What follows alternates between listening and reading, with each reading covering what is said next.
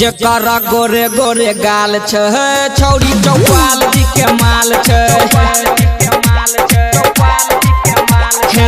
जेकर गोरे गोरे गाल छ छौरी अकेला के माल छ देखे में छौरी लागे बहुत हसीन रे मुँह छै गोर काली कारी ओकर बाल छ जेकर गोरे गोरे गाल छ छौरी चौपाल जी के माल छ जेकर गोरे गोरे गाल छ उहे अकेला के माल छ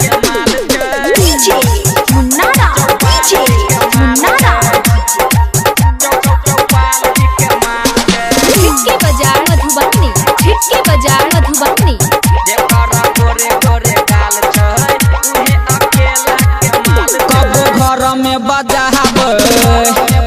रे कबो गहूँ में घुमाबे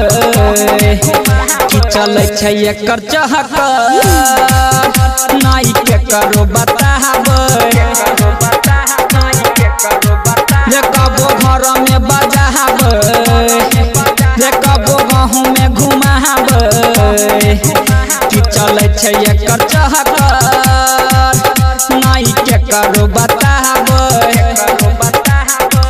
ओकर फेरा में खेत बेच देलक मंडल जी देखी ओकर हेला बेहाल छै जेकर गोरे गोरे गाल छै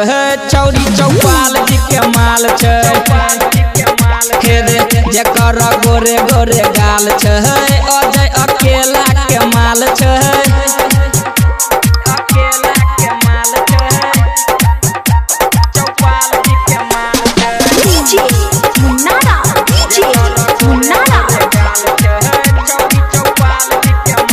सगरो भैल छै हाला आ कहे उमे से उजाला अकेला अजय देखलक संगे प्रभु डीजे वाला रे सगरो भैल छै हाला आ कहे उमे से उजाला अकेला अजय देखलक संगे प्रभु डीजे वाला यादव जी पागल भेल ओकर है ऊपर छै काच जवानी ओकर उम्र 16 साल छै जेकर गोरे गोरे गाल छै उहे चौपाल जी के माल छै जेकर गोरे गोरे गाल छै छौरी अकेला के माल छै मुकेश चौपाल लालपट्टी।